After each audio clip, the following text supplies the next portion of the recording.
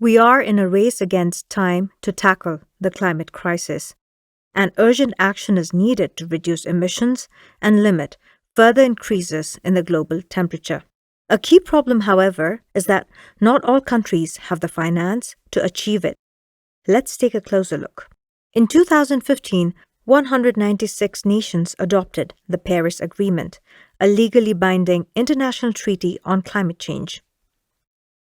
Its goal is to limit global warming to well below 2 degrees Celsius. To achieve this goal, countries, including both larger and smaller emitters, industrialized or not, set their targets for reducing greenhouse gas emissions. These are known as Nationally Determined Contributions, or NDCs. Here is where finance comes into the picture.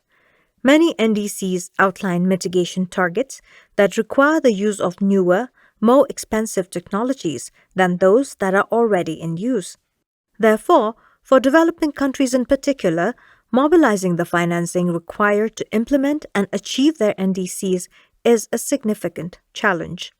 Through Article 6, the Paris Agreement gives one potential opportunity to overcome this barrier: trading greenhouse gas emission reduction credits in an international carbon market. Article 6 permits countries to pursue voluntary cooperation in the implementation of their NDCs through the international transfer of emission reductions, meaning that the reductions generated in one country can be transferred and counted towards the climate targets of another. This mechanism allows countries to speed up the implementation of their NDCs and raise the level of ambition in their climate targets. How exactly does such voluntary cooperation work? Essentially, it allows the trading of emission reductions or mitigation outcomes between countries in exchange for carbon finance. Let's say that country A has set very high mitigation targets, cutting emissions by more than 50% by 2030.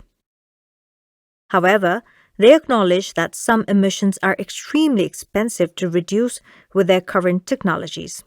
They see that international cooperation provides an opportunity to reduce these emissions in a more efficient way. At the same time, in country B, that also has its own mitigation targets, the actual cost of reducing emissions is much lower, but it lacks the means to meet most of its targets. Article 6 provides a way for both countries to help each other.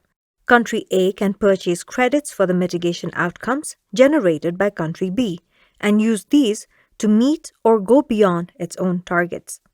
For country B, the results-based finance provided by country A's purchase of mitigation outcomes allows it to reduce emissions through the use of new and cleaner technologies, while also contributing to national sustainable development objectives such as green job creation. It should be mentioned that a country selling their mitigation outcomes cannot count these reductions towards its own NDC achievement because the owner is the country that buys them. This mechanism, known as corresponding adjustments, is designed to avoid the double counting of mitigation outcomes. Because the global impact of reducing emissions anywhere is the same, Article 6 allows for channeling funding to where it is cheapest to reduce emissions, helping to speed up climate change mitigation and raise countries' level of climate ambition.